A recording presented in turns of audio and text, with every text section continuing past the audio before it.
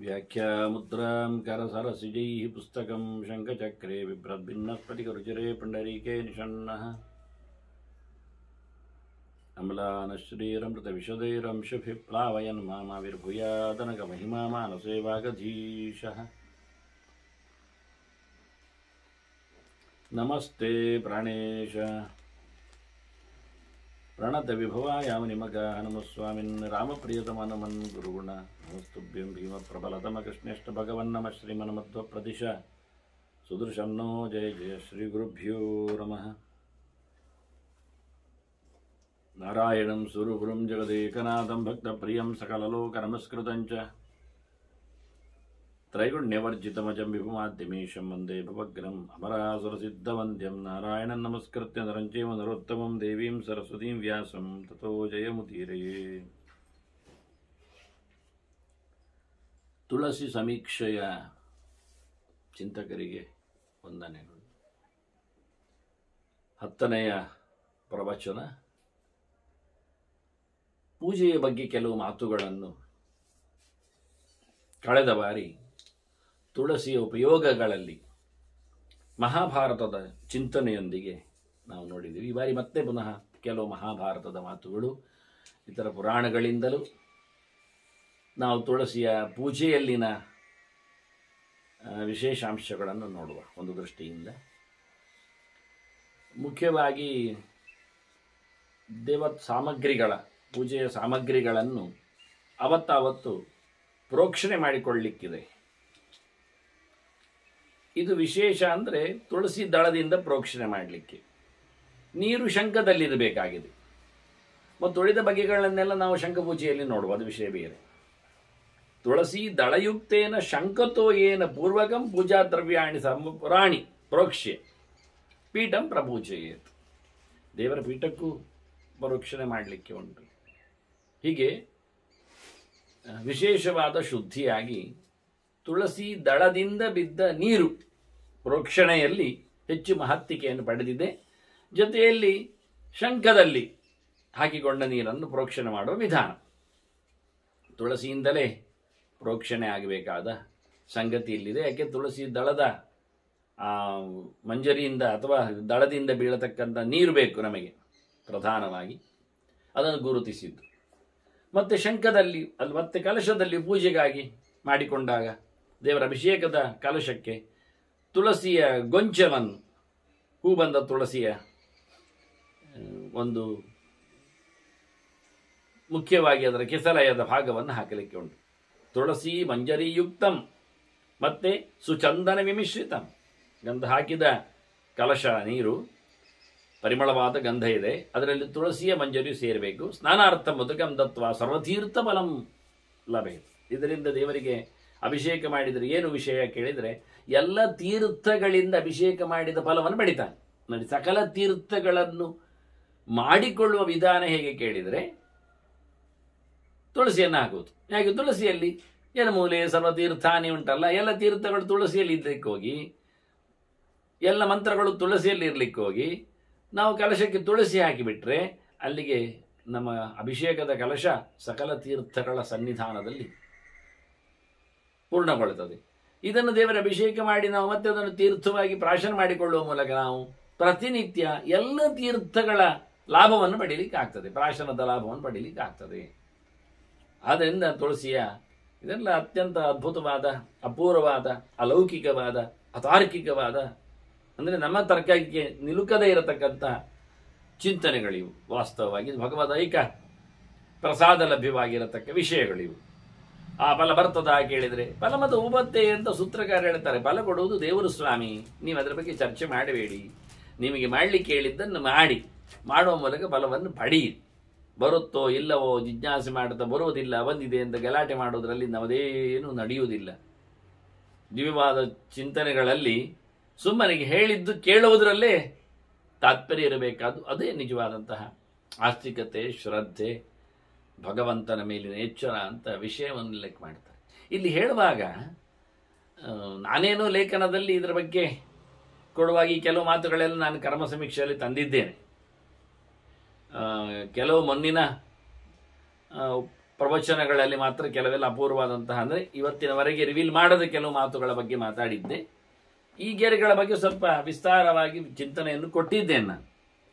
ಆದರೆ ಅಲ್ಲಿ ಕೊಡದ ಒಂದು ಮುಖ ಏನು ಅಂದರೆ, ಇಲ್ಲಿ ದೇವರಿಗೆ 2 ಕಲಶ ಆಗಬೇಕು ನಿತ್ಯ ಅಭಿಷೇಕಕ್ಕೆ. ಎಲ್ಲರಿಗೂ ಎರಡೇನು ಸುಮಾರಿದೆ, 7 ಕಲಶ ಆಗಲಿಕ್ಕೆ ಉಂಟು. ನಾನು ಪೂಜೆಯ ಬಗ್ಗೆ ಉಪಚಾರದ ಬಗ್ಗೆ ಹೇಳುವಾಗ ಅಲ್ಲಿ ಹೇಳಿದ್ದೆ, ನೀವು ಕೇಳಬಹುದು. ಉಪಚಾರ ಸಮೀಕ್ಷಾ ಅಂತಲೇ ಒಂದು ಬೇರೆ ಇದೆ ನನ್ನದು, 16 ಉಪಚಾರಗಳ ಬಗ್ಗೆ.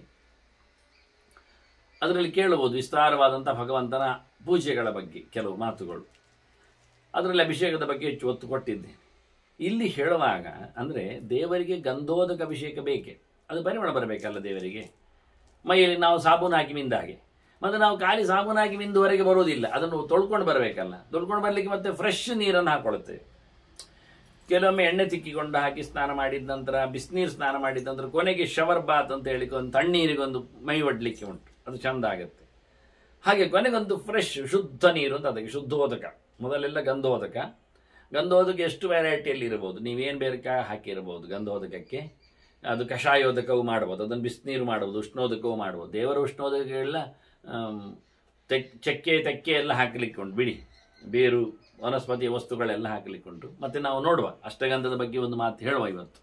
ಹೀಗಾಗಿ ದೇವರಿಗೆ ಮುಖ್ಯವಾಗಿ ಒಂದು ಶುದ್ಧೋದಕ, ಕೊನೆಯ ಹೊತ್ತಿನಲ್ಲಿ ಬಹಳ ದೊಡ್ಡ ಕೊಡಪಾರದಲ್ಲಿ ಒಮ್ಮೆಲೆ ದೊಡ್ಡ ಮಟ್ಟಿನಲ್ಲಿ ಶವರ್ ಬಾತಿನಾಗಿ ಶುದ್ಧೋದಕ. ಅದು ಮಹಾತೀರ್ಥ ಸಮುದ್ಭವಂ ಅಂತಾರೆ ಕೆಲವೊಮ್ಮೆ ಆಚಾರ್ಯರುಗ. ದೊಡ್ಡ ಮಟ್ಟಿನ ತೀರ್ಥದಲ್ಲಿ ತಂದಿರಬೇಕದೆಲ್ಲ, ಅದು ಗ್ರ್ಯಾಂಡ್ ಆ್ಯಂಡ್ ಗ್ರೇಟ್ ಆಗಬೇಕು ಅಂತ. ಅದಿರಲಿ. ಅದಕ್ಕಿಂತ ಮೊದಲು ಎಲ್ಲೆಲ್ಲಿ ಯಾವ್ಯಾವುದೋ ನೀರುಗಳನ್ನು, ತೀರ್ಥಗಳನ್ನು, ಯಾವ್ಯಾವುದೋ ಬೆರಕೆಗಳನ್ನು ಯಾವುದೋ ಹಾಕಿದ್ದನ್ನೆಲ್ಲ ದ್ರವ್ಯ ಕಲಶ ಅಂತ ಅದಕ್ಕೆ ಕರೀತಾರೆ.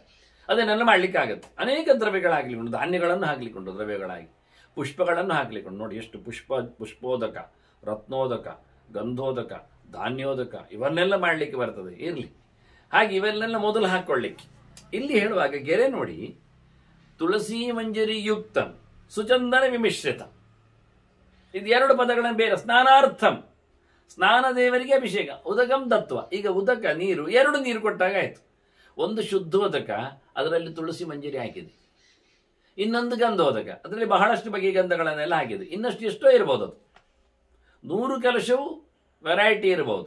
ಒಂದಂತೂ ಶುದ್ಧೋದಕ ಕೊನೆಯಿತ್ತು. ಆ ವೆರೈಟಿಯಲ್ಲಿ ಪಂಚಗವ್ಯವು ಸೇರ್ತದೆ, ಪಂಚ ಅಮೃತಗಳು ಸೇರುತ್ತವೆ. ಅದರಲ್ಲಿ ಪ್ರತ್ಯೇಕವಾಗಿ ಹಾಲು, ಮೊಸರು, ತುಪ್ಪ, ಜೇನುತುಪ್ಪ, ಕಬ್ಬಿನ ರಸ, ಆನಂತರ ನಾರಿಕೇಲೋದಕ ಅಂದರೆ ಸಿಯಾಳ, ಇವನ್ನೆಲ್ಲ ಪ್ರತ್ಯೇಕವಾಗಿ. ಇದೆಲ್ಲ 100 ಮಾಡಲಿಕ್ಕೆ ಲೆಕ್ಕ. 100 ಅಭಿಷೇಕಕ್ಕೆ ಬೇಕು ದೇವರಿಗೆ ವೆರೈಟಿ ಕಲಶ ಹಾಕಲಿಕ್ಕೆ. ಧಾನ್ಯ, ನಾನು ಆಗಿ ಹೇಳಿದೆ, ಧಾನ್ಯ ರಸ, ಪುಷ್ಪೋದಕ ಎಲ್ಲ ಹಾಕಲಿ. ಒಂದು ಕಲಶ ಹೂ ಹಾಕಲಿಕ್ಕೆ, ಒಂದು ಕಲಶ ಧಾನ್ಯ ಹಾಕಲಿಕ್ಕೆ, ಒಂದು ಕಲಶ ಬೇರುಗಳನ್ನು ಹಾಕಲಿಕ್ಕೆ, ಒಂದು ಕಡೆಯಲ್ಲಿ ಕಿಸಲೆಗಳನ್ನು ಹಾಕಲಿಕ್ಕೆ, ಇನ್ನೊಂದು ಕಡೆಯಲ್ಲಿ ಕಾಯಿಗಳನ್ನು ಹಾಕಲಿಕ್ಕೆ. ಇವೆಲ್ಲ ಈ ರೀತಿಯಾಗಿ ಬಿಡಿ 100 ಬಿಡಿ 10 ಆದರೂ ಮಾಡು. 10 ಕಲಶ ಪ್ರತಿನಿತ್ಯ ವೆರೈಟಿ ಅಂತ ಹಾಗಿತ್ತು. ಒಂದು ಸರ್ತಿ ದ್ರವ್ಯಗಳನ್ನು ತಂದು ಹಾಕ್ಕೊಂಡ್ರೆ ಮುಗಿದೋಗುತ್ತೆ. ಬೇರಿನ ವಿಷಯದಲ್ಲಿ ಈ ಲವಂಚ ಹಾಕ್ಬೋದು, ಅದು ಬೇರೆ ರೋಚನ, ಅದು ಹಾಕ್ಬೋದು, ಅದೊಂದು ತಂಪಾಗುತ್ತೆ, ಅದು ಹಾಕುವುದು. ಆನಂತರ ಧಾನ್ಯ ಕಲಶದಲ್ಲಿ ಜವೆ ಗೋಧಿ ಅತ್ಯಂತ ಪ್ರಶಸ್ತ. ಅದು ಧಾನ್ಯಾನಾಂ ವ್ರೀಹಿ ಅಂತ ಹೇಳಿಕೊಂಡು, ವ್ರೀಹಿಗೆ ಹೆಚ್ಚು ಪ್ರಾಶಸ್ತ್ಯ. ಈ ಗೋಧಿ ಅಲ್ಲ, ಇನ್ನೊಂದು ಗೋಧಿ, ಜವೆ ಗೋಧಿ, ಅದು ಸಿಗುತ್ತೆ ಅಂಗಡಿಯಲ್ಲಿ. ಒಂದು ಹಿಡಿ ತಂದರೆ ಹಾಳಾಗೋದಿಲ್ಲ, ಅದೊಂದು ವಾರದವರೆಗೆ ಉಪಯೋಗಿಸ್ಬೋದು. ಮತ್ತು ಇನ್ನೊಮ್ಮೆ ಹಾಗೆ ತರೋದು, ಮತ್ತೆ ಹಾಕುವುದು. ವಾರಕ್ಕೊಮ್ಮೆ ಅದು ಮಾಡುವ, ಪ್ರತಿ ದಿನ ಅಲ್ಲದೆ ವಾರಕ್ಕೊಂದು ದಿವಸ ಹಾಕುವ ಮೂಲಕ ಹೀಗೆ 10 ದ್ರವ್ಯಗಳ ಜೊತೆಯಲ್ಲಿ ಭಗವಂತನ ಅಭಿಷೇಕ. ಶುದ್ಧೋದಕ ಒಂದು ಸಪರೇಟ್, ಬೇಕಾದದ್ದು ಸೇರಿಕೊಂಡೆ ಬೇಕಾದರೆ ಇರಲಿ ಹಾಗೆ. ಇನ್ನು ದರ್ಬೆ ಹಾಕಿದ್ದು ಬಹಳ ಪ್ರಶಸ್ತ. ದೂರ್ವೆ ಹಾಕಿದ್ದು, ದೂರ್ವೆ ಅಂದರೆ ಬೆಳ್ಳಿಯ ಲೆಕ್ಕಾಚಾರದಲ್ಲಿ ದೂರ್ವೆಯನ್ನು, ದೂರ್ವೆ ಅಂದರೆ ಗರಿಕೆ, ಬೆಳ್ಳಿಯ ಲೆಕ್ಕಾಚಾರದಲ್ಲಿ ದೂರ್ವೆ. ಆನಂತರ ಬುಷಸ್ ಅಂತ ಲೆಕ್ಕಾಚಾರದಲ್ಲಿ ದರ್ಬೆ ಅಂದರೆ ವೀರುತ್ತುಗಳು ಅಂತ. ಆನಂತರ ಧಾನ್ಯ ಅಂತೂ ಸೀದಾ ಹಾಕಲಿಕ್ಕಾಯಿತು, ಧಾನ್ಯವೇ ಹಾಕಿದ್ದೇವೆ. ಇನ್ನು ಪುಷ್ಪ ಅಂತೂ ಹಾಕಿರುತ್ತೇವೆ. ಅದರ ಜೊತೆಯಲ್ಲಿ ಬೇರನ್ನು ಹೇಳಿದೆ, ಮಾಮೂಲಿ ಲವಂಚದ ಬಗ್ಗೆ ಮಾತಾಡಿದ್ದೇನೆ. ಅಂತೂ 5 ಸಿಕ್ಕಿತು ನಮ್ಮ ಕೈಯಲ್ಲಿ.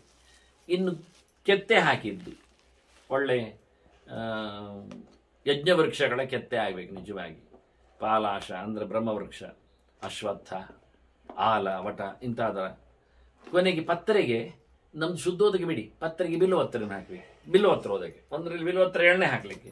ಪುಷ್ಪಕ್ಕೆ ಪಾರಿಜಾತ ಮುಖ್ಯ ವಾಸ್ತವವಾಗಿ. ಕೊನೆಗಿಲ್ಲ ಅಂತಾದರೆ ನಂದಿ ಬಟ್ಟಲು, ಕುಂದ ಮಂದಾರ ನಂದ್ಯ ವರ್ತ ಮೋದಾಂಧಧಾನ ಅಂತ ಎತ್ತರದ ಸ್ಥಾನಗಳಲ್ಲಿ ಇರತಕ್ಕಂತಹ ಪರಿಮಳದ ವನದ ಚಿಂತನೆ ಕೊಡುವಲ್ಲಿ ನಂದಿಬಟ್ಟಲನ್ನು ಮತ್ತು ಮಲ್ಲಿಗೆಯನ್ನು, ಮಂದಾರವನ್ನು ಎಲ್ಲ ಗುರುತಿಸಿದ್ದಾನೆ. ಪಾರಿಜಾತವನ್ನು ಹೇಳಿದ್ದಾನೆ. ಹಾಗಾಗಿ ಪಾರಿಜಾತ ಇಲ್ಲದಿದ್ದಲ್ಲಿ ನಂದಿಬಟ್ಟಲು, ಅಲ್ಲಾದರೆ ಮಂದಾರ, ಅಲ್ಲದಿದ್ದರೂ ಶಂಖ, ಬಹಳ ಪ್ರಶಸ್ತವಾದದ್ದು ಶಂಖಪುಷ್ಪ.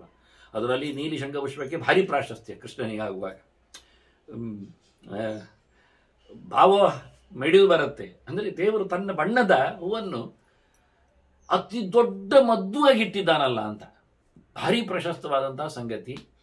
ಇರಲಿ, ಇಂಥದ್ದು ಅನೇಕ ಬಗೆಯ ಹೂಗಳ, ಬಳ್ಳಿಗಳ, ಇವೆಲ್ಲ ಬಗೆ ಬಗೆಯಿಂದ ನಾನು ಕೆಲವು ದ್ರವ್ಯಗಳ ಬಗ್ಗೆ ಮಾತಾಡಿದೆ. ಇಲ್ಲಿ ಹೇಳುವಾಗ ಬಹಳ ಚಂದವಾಗಿ ಒಂದು ಇತ್ತ ತುಳಸಿ ಮಂಜರಿಯುಕ್ತ ಹೇಳುವಾಗ ಶುದ್ಧೋದಕ, ಸುಚಂದನ ವಿಮಿಶ್ರತೆ ಹೇಳುವಾಗ ಇನ್ನೊಂದು, ಒಂದನ್ನು ಕುಂಭ ಅಂತ ಕರೀತಾರೆ, ಇನ್ನೊಂದು ಕಲಶ ಅಂತ ಹೇಳ್ತಾರೆ. ಪೂರ್ಣ ಕುಂಭ ನಮೋಸ್ತುತೆ ಕಲಶ ಕೀರ್ತಿ ಮಾಯುಶ್ಚ ಅಂತ ಹೇಳಿ, ಒಂದಕ್ಕೆ ಬ್ರಹ್ಮ ಕಲಶ, ಇನ್ನೊಂದಕ್ಕೆ ಪೂರ್ಣ ಕುಂಭ. ಕುಂಭ ಮತ್ತು ಕಲಶ ಕರೆಯಲಿಕ್ಕೆ ಕಾರಣ ಇದುವೆ. ಅನೇಕ ಭಗವಂತನ ರೂಪ ವಿಶೇಷಗಳನ್ನು ಎಲ್ಲಿ ಕರಿತೀರಿ ನೀವು, ಅದು ಕಲಶ. ಹೇಗೆ ಅಂದರೆ ಅನೇಕ ದ್ರವ್ಯಗಳನ್ನು ಹಾಕುವ ಮೂಲಕ, ಬೇರಿನಲ್ಲೊಂದು ದೇವರು, ಹಣ್ಣಿನಲ್ಲಿ ಒಂದು ದೇವರು. ನೋಡಿ, ಹಣ್ಣು ಹಾಕ್ಲಿಕ್ಕುಂಟು, ಏಲಕ್ಕಿ, ಲವಂಗ ಇವನ್ನೆಲ್ಲ ಹಾಕ್ಲಿಕ್ಕುಂಟು ಬೀಜಗಳ ಜೊತೆಯಲ್ಲಿ ಹಾಕುವಾಗ. ಫಲೋದಕದಲ್ಲಿ ಇರಲಿ. ಹೀಗೆ ಎರಡು ರೀತಿಯ ವಿನ್ಯಾಸಗಳಲ್ಲಿ ಬರ್ತವೆ. ಭಗವಂತನ ರೂಪ ವಿಶೇಷಗಳಲ್ಲಿ ಕೂತದ್ರಿಂದ ಅದು ಅನೇಕ ರೂಪಗಳು. ಕಲಾಹ ಶೇರತೆ ಅಂತ ಅನೇಕ ನಾರಾಯಣ ಕಲಾಹ ಶಾಂತಾಹ. ಕಲಶ ಅಂದರೆ ಭಗವಂತನ ಸೌಮ್ಯ ರೂಪಗಳ, ನಾರಾಯಣ ಕಲಾಹ ಶಾಂತಾಹ ಕಲಶ. ಭಗವಂತನ ರೂಪಗಳು ಎಲ್ಲಿ ಕಲೆತಿವೆ, ಈ ವೈಭವದ ರೂಪಗಳು ಪ್ರಾಕೃತಿಕ ಸಂಪತ್ತುಗಳ ಜೊತೆಯಲ್ಲಿ ಪುಷ್ಪ, ಬೇರು, ಕಿಸಲಯ, ಅದು ಇನ್ನು ಹೇಳಿಕೊಂಡಾಗೆ ಅದು ಹಾಕಿದ ಕಲಶಗಳು ಒಂದು ಕಡೆ, ಇನ್ನೊಂದು ಶುದ್ಧವಾದಂತಹ ನಾರಾಯಣ ಕಲಶ ಒಂದು ಕಡೆ. ಹೀಗೆ ದ್ರವ್ಯ ಕಲಶ ಅಂತ ಕರಿತೇನೆ ಇದಕ್ಕೆ ನಾನು. ಎಲ್ಲ ದ್ರವ್ಯಗಳು, ವಸ್ತುಗಳು ಇರೋದ್ರಿಂದ ಇದು ಶುದ್ಧ ಕಲಶ ಅಂತ, ವಸ್ತು ಇಲ್ಲದ ಕಲಶ ಅಂತ. ಹೀಗೆ ಎರಡನ್ನು ಇಲ್ಲಿ ಹೇಳಿಕೊಂಡು ದೇವರಿಗೆ ಅಭಿಷೇಕ ಮಾಡುವ ಮೂಲಕ ಆತ ಸಕಲ ತೀರ್ಥಗಳ, ಒಂದೊಂದು ಗಿಡದ ಒಂದೊಂದು ಬೇರಿನಲ್ಲಿ ಒಂದೊಂದು ಬಗೆಯ ದೇವತೆಗಳ ಸನ್ನಿಧಾನಕ್ಕೆ ಹೋಗಿ ಒಂದೊಂದು ತೀರ್ಥಗಳು ಸೇರ್ತಾವೆ ಅಲ್ಲಿ ಆ ಲೆಕ್ಕದಲ್ಲಿ. ಹಾಗಾಗಿ ನಾವು ಅನೇಕ ಹೆಸರುಗಳನ್ನು, ತೀರ್ಥರಾದ ಹೆಸರುಗಳನ್ನು ಕೇಳ್ತೇವಲ್ಲ, ಅವರೆಲ್ಲರ ವಿಶೇಷ ಅಭಿಮಾನಿ ದೇವತೆಗಳೆಲ್ಲ ಕೂತಿದ್ದಾರೆ. ಆದ್ರಿಂದಲೇ ಅವರು ಔಷಧ ಆದದ್ದು ನಮಗೆ.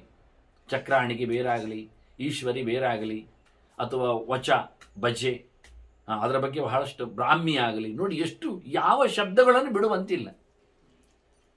ಇವೆಲ್ಲದರ ಕಲಶಗಳು ಸಿಕ್ಕಿದಾಗ ಸಿಕ್ಕಿದ್ದನ್ನು. ನಾಗ,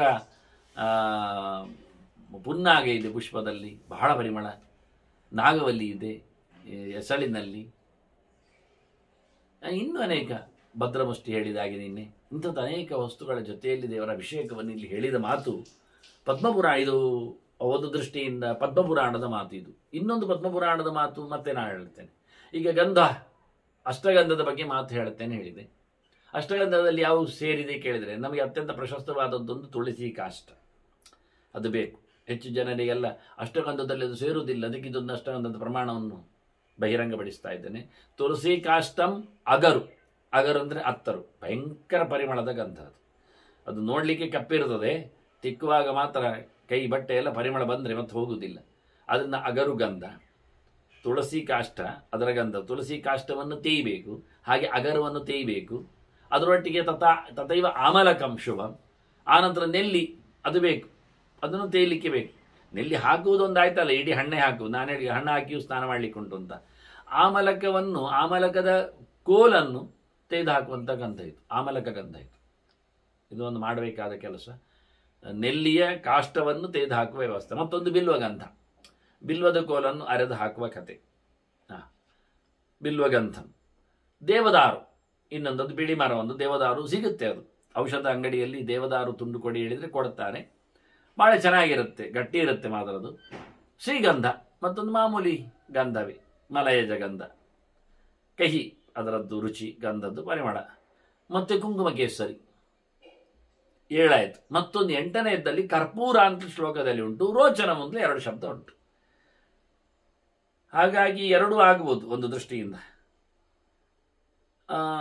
ಗೋರೋಚನ ಸಿಗುವುದಿಲ್ಲ, ಅದಕ್ಕೋಸ್ಕರ ಅವರು ಪಚ್ಚಕರ್ಪೂರವನ್ನು ಹೇಳಿರಬಹುದು. ಅಥವಾ ಪಚ್ಚಕರ್ಪೂರ ಸ್ಥಾನದಲ್ಲಿ, ಗೋರೋಚನ ಸ್ಥಾನದಲ್ಲಿ ಈ ಲವಂಚವನ್ನು ಹೇಳಿರಬೇಕು, ಬೇರಿನ ವಸ್ತು. ಅಂತ 8ನೇ ವಸ್ತು ಸ್ವಲ್ಪ ಪಾಠದಲ್ಲಿ ಪ್ರಮಾಣದಲ್ಲಿ ವ್ಯತ್ಯಾಸ ಕಾಣುತ್ತದೆ. ಆದರೆ ತುಳಸಿ ಕಾಷ್ಟ ಸೇರಿದ ಗಂಧ ಇದನ್ನು ನೆನಪಿಸಿಕೊಳ್ಳಬೇಕು. ನಾವು ಎಲ್ಲ ಅರೆದು ಹಾಕುವ ಗಂಧಗಳ ಜೊತೆಯಲ್ಲಿ ಅದನ್ನು ಉಲ್ಲೇಖ ಮಾಡಿದ್ದಾರೆ ಅಂತ. ಇದು ಇತಿ ಚ ಇತ್ಯಷ್ಟಗಂಧಂ ಸರ್ವದೈವ ಹರಿಪ್ರಿಯಂ ಅಂತ. ಭಗವಂತನಿಗೆ ಇದು ಅತ್ಯಂತ ಪ್ರಿಯವಾದಂಥ ಅಷ್ಟಗಂಧ ಅಂತ. ತುಳಸಿ ಕಾಷ್ಟ ಸಂಭೂತಂ ಚಂದನಂ ಯಚ್ಚತೆ ಮಮ ದಹಾಮಿ ಪಾತಕಂ ಸರ್ವಂ ಪೂರ್ವಜನ್ಮ ಶತೈಹಿ ಕೃತಂ ಹೇಳಿಕೊಂಡು ಸ್ಕಾಂದ ಪುರಾಣದಲ್ಲಿ ದೇವರ ಮಾತು. ನನಗೊಂದೊಮ್ಮೆ ತುಳಸಿ ಕಾಷ್ಟದ ಗಂಧವನ್ನು ಕೊಟ್ಟರೆ ಅವನು 100 ಜನ್ಮದ ಸಣ್ಣ ಪುಟ್ಟ ಪಾಪಗಳನ್ನೆಲ್ಲ ಮಾಫಿ ಮಾಡುತ್ತೇನೆ ಅಂತಾನೆ ದೇವರು. ಪಾತಕ ಶಬ್ದ ಪ್ರಯೋಗಿಸ್ತಾನೆ. ಪಾಪ ಅಂದರೆ ಒಟ್ಟು ಇನ್ನೊಂದು ಚಿಂತನೆಯಲ್ಲಿ ನಾವು ನೋಡುವ, ಒಂದು ಕಡೆಯಲ್ಲಿ 7 ವೆರೈಟಿಯಲ್ಲಿ ಪಾಪಗಳ ಬಗ್ಗೆ ಮಾತಾಡಿದ್ದಾರೆ. 7 ಗ್ರಡೇಷನ್. ಪಾಪಮಸ್ತ್ಯ ಹತಾಮತ್ಯ ಅಂತ ಪಾಪದಿಂದ ಶುರು ಆಗೋದು. ಪಾಪ, ಮಹಾಪಾಪ, ಅತಿ ಮಹಾಪಾಪ ಅಂತ ಹೇಳಿಕೊಂಡು ಮತ್ತೆ ಪಾತಕ, ಉಪಪಾತಕ, ಹಾಗೆಲ್ಲ ಹೋಗ್ತದೆ ಶಬ್ದಗಳು. ಇನ್ನು ಮೂರಲ್ಲಿ ನಿಲ್ಲಿಸಿದ್ದು ಉಂಟು. ಉಪಪಾತಕ, ಮಹಾಪಾಪ, ಅತಿಪಾತಕ ಅಂತ ಹೇಳಿಕೊಂಡು ಹೀಗೊಂದು ಗ್ರಡೇಷನ್ ಅಲ್ಲಿ ನಿಲ್ಲಿಸಿದ್ದಾರೆ. ಹೀಗಾಗಿ ಅನೇಕ ಪ್ರಕಾರಗಳಲ್ಲಿ ಪಾಪದ ಬಗ್ಗೆ ಮಾತಾಡಿದ್ದಾರೆ. ಎಲ್ಲ ಒಂದೇ ಬಗೆಯ ಸಿನ್ಸ್ ಅಲ್ಲ. ತಪ್ಪುಗಳಲ್ಲಿ ಮರಣವು ಒಂದು ದೊಡ್ಡ ತಪ್ಪಾಗ್ತದೆ. ಕಳ್ಳತನವು ಮಗದೊಂದು ರೀತಿಯ ತಪ್ಪಾಗತ್ತೆ. ಅಭೋಜ್ಯ ಭೋಜನಗಳ, ಅವ್ಯವಹಾರಗಳ, ಅಧರ್ಮಗಳ ಪ್ರವೃತ್ತಿಯು ಮಗದೊಂದು ರೀತಿಯ ತಪ್ಪೆನಿಸ್ತದೆ. ಹಾಗಾಗಿ ಇದನ್ನು 3 ಮುಖದಿಂದ ಅವರು ಗುರುತಿಸಿದ್ದು.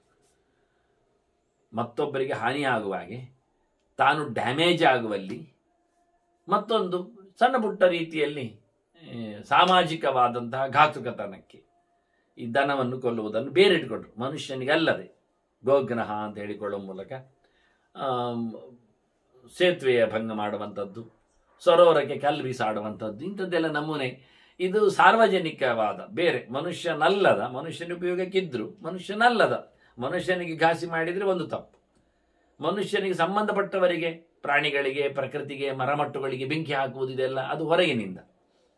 ತಾನು ಮಾಡಿಕೊಳ್ಳುವುದು, ಬೇಡದಿದ್ದದ್ದು ತಿನ್ನುವುದು, ಅತ್ಯಾಚಾರಗಳನ್ನು ನಡೆಸುವುದು, ಅಧರ್ಮದಲ್ಲಿ ಪ್ರವೃತ್ತಿ, ಅಸ್ನಾನಾದಿಗಳು ಅಂದರೆ ಸ್ನಾನ ಮಾಡುವುದಿಲ್ಲ, ಮಡಿವಂತಿಗೆ ಕಾಪಾಡುವುದಿಲ್ಲ, ಎಲ್ಲಿಯೋ ಏನೇನೋ ತಿನ್ನುವುದು, ಇವೆಲ್ಲ ಇದು ತಾನು ಮಾಡಿಕೊಂಡ.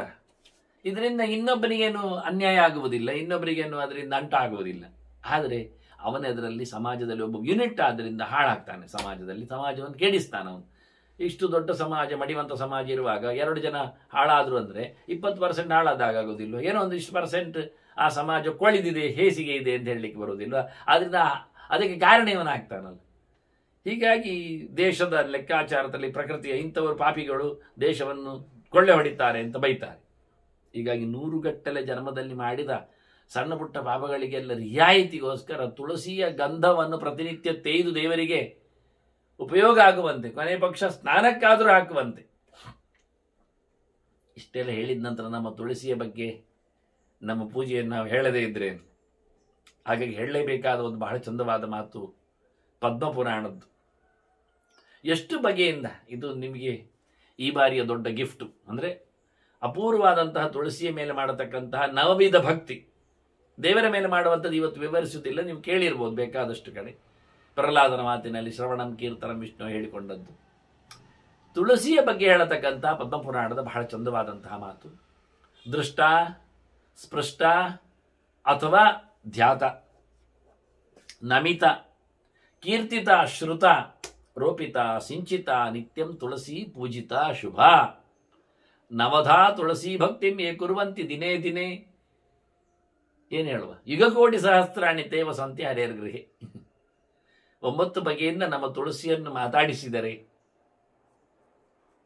ಕೋಟಿಗಟ್ಟಲೆ ಯುಗ ದೇವರ ಮನೆಯಲ್ಲಿ ಇರಬಹುದು, ಇರಬೇಕಾಗ್ತದೆ ಅಂತ ಬಹಳ ದೊಡ್ಡ ಮಟ್ಟಿನ ಮಾತನ್ನು ಪದ್ಮಪುರಾಣ ತೋರಿಸಿದೆ. ದೃಷ್ಟ ನೋಡ್ಬೇಕಂತೆ ತುಳಸಿಯನ್ನು ದಿನನಿತ್ಯ. ಬೆಳಿಗ್ಗೆದ್ದು ನೋಡಲಿಕ್ಕೆ ತುಳಸಿಯ ಬಗ್ಗೆ ಹೆಚ್ಚು ಮಾತುಗಳನ್ನು ಉಲ್ಲೇಖ ಮಾಡಿದ್ದಾರೆ. ಹಾಗಾಗಿ ತುಳಸಿಯನ್ನು ಕಣ್ಣನಿಡಿಸಿ ನೋಡಿ, ಹತ್ತಿರ ಹೋಗಿ ತುಳಸಿಯ ದರ್ಶನ ಮಾಡಿ, ಮನದೊಳಗೆ ತುಳಸಿ ಬರುತ್ತಾಗ ಅವಳನ್ನು ಮುಟ್ಟಿ ಅಂತಾನೆ. ತುಳಸಿಯನ್ನು ಮುಟ್ಟಿ ನಮಸ್ಕಾರ ಮಾಡಿ ನೋಡಿ, ಆನಂತರ ಪ್ರದಕ್ಷಿಣೆ ಬನ್ನಿ, ಸುತ್ತೂ ನೋಡಿ ಅಂತ. ಪ್ರದಕ್ಷಿಣೆ ಬನ್ನಿ ಸುತ್ತಾಗಿ ನೋಡಿ, ಮತ್ತೆ ಬುಡವನ್ನು ಮುಟ್ಟಿ ಬುಡಕ್ಕೊಂದಿಷ್ಟು ನೀರು ಹಾಕಿ ಆ ನೀರನ್ನು ಪ್ರೋಕ್ಷಣೆ ಮಾಡಿಕೊಳ್ಳಿ. ಸ್ನಾನ ಮಾಡಿದಾಗತ್ತೆ. ತೀರ್ಥ ಮುಟ್ಟಬೇಕು ತುಳಸಿಯನ್ನು. ದೃಷ್ಟ ಸ್ಪೃಷ್ಟ ಅಥವಾ ಧ್ಯಾತ ತುಳಸಿಯ ನೆನಪು ಮಾಡಿಕೊಳ್ಳಿ. ತುಳಸಿ ದೇವಿ ಹೇಗಿದ್ದಾಳೆ ಹೇಳಲಿಲ್ಲ ಈ ಬಾರಿ. ನಾನು ಅನಂತೇಶ್ವರದಲ್ಲೆಲ್ಲ ಬ್ಯಾನರ್ ಹಾಕಿದ್ದೇನೆ. ಬಹಳ ಹಿಂದೆ ಅವಳ ಯಾರೂ ಕೊಡೋದಿಲ್ಲ, ಆಗ ಕೊಟ್ಟಿಲ್ಲ. ಧ್ಯಾಯಾಮಿ ತುಳಸೀಂ ದೇವಿ ಹೇಳಿಕೊಂಡು ಪ್ರಮಾಣಗಳನ್ನು ಹಾಕಿ ಪದ್ಮಗಲ್ಲಾರ ಸಹಿತಾಂ ಕೈಯಲ್ಲಿ ಏನು ಇಟ್ಕೊಂಡಿದ್ದಾಳೆ ಅಂತ ಹೇಳಿ ಎಷ್ಟು ಕೈಯವಳು ಅಂತ ತಿಳಿಸಿ ಆ ತುಳಸೀ ದೇವಿಯ ಚಿತ್ರವನ್ನೇ ಮೊದಲ ಬಾರಿಗೆ ಮಾಡಿಕೊಟ್ಟಿದ್ದೇನೆ ನಾನು. ಅದಕ್ಕಿಂತ ಮೊದಲು ಎಲ್ಲಿಯೂ ಸಹ ಚಿತ್ರವನ್ನು ನೋಡಿದ್ದ ತೋರಿಸಿಕೊಟ್ಟದ್ದಿರಲಿಲ್ಲ. ಪ್ರಮಾಣ ಸಮೇತವಾಗಿ ತುಳಸಿ ಯಾರು ನೋಡಿ, 50 ವರ್ಷದಿಂದ ತುಳಸಿ ಪೂಜೆ ಆಗ್ತಾ ಇತ್ತು. ತುಳಸಿ ದೇವಿ ಯಾರು ಎನ್ನುವ ಒಂದು figure, painting art, I cannot find, ಅದನ್ನು ಹಾಕಿಟ್ಟಿದ್ದೇನೆ. ಹಾಗೆ ಅದ್ದೂರಿಯಾದ ದೇವರ ಪೂಜೆಯ ಸೊತ್ತು ಅಂದಾಗ ಅದರ ಮೇಲೆ ಎಷ್ಟು ನಮಗೆ ಭರವಸೆ ಇಲ್ಲ, ಪ್ರೀತಿ ಇಲ್ಲ ಹೇಳಿ. ಧ್ಯಾತ, ನಿಮಗೆ ಧ್ಯಾನದ ಬಗ್ಗೆ ಮಾತು ಹೇಳಲೇಬೇಕು. ನಾನು ಒಂದು ಪ್ರಮಾಣವನ್ನು ಕೊಡಬೇಕು. ತುಳಸಿಯನ್ನು ನೆನೆದ್ರೆ ಕೆಲಸ ಆಗುತ್ತಾ? ನೋಡ್ಲಿಕ್ಕಿಲ್ಲ, ಮುಟ್ಲಿಕ್ಕಿಲ್ಲ, ಸೇವೆ ಮಾಡಲಿಲ್ಲ, ನೆನಪು ಧ್ಯಾನದಲ್ಲಿ ಮನದ ಅಂಗಳದಲ್ಲಿ ನೋಡಿ. ಒಂದು ಮಾತು ಪ್ರಮಾಣದ ಗೆರೆ ಎಷ್ಟು ಚೆನ್ನಾಗಿದೆ ಅಂತ. ವಿಯೋಗಾದ ರಾಮದೇವಸ್ಯ ಧ್ಯಾತ್ವಾ ತ್ವಾಂ ಜನಕಾತ್ಮಜ ಅಶೋಕವನ ಮಧ್ಯೇತು ಪ್ರಿಯೇಣ ಸಹ ಸಾಗಮತ್. ರಾಮನ ವಿಯೋಗ, ವಿಯೋಗಾತ್ ರಾಮನ ದೇವಸ್ಯ ಧ್ಯಾತ್ವಾ ತ್ವಾಂ, ನಿನ್ನನ್ನು ಯೋಚನೆ ಮಾಡಿಕೊಂಡ್ಳು ಯಾರು? ಜನಕಾತ್ಮಜ ಸೀತೆ. ಸೀತೆ ಹರಿಪ್ರಿಯೆಯನ್ನು, ಹರಿವಲ್ಲಭೆಯನ್ನು ಯೋಚನೆ ಮಾಡಿಕೊಂಡ್ಲಂತೆ. ತುಳಸಿಯನ್ನು, ನಿನಗೆ ತುಂಬ ದೇವರು ಹತ್ತಿರ, ನಿನಗೆ ತುಂಬ ದೇವರು ಪ್ರಿಯ ಹೇಳಿಕೊಂಡು ದೇವರ ಬಗ್ಗೆ ತುಂಬ ಪ್ರೀತಿಯಿಂದ ತುಳಸಿಯನ್ನು ಯೋಚನೆ ಮಾಡಿಕೊಂಡ್ಲಂತೆ.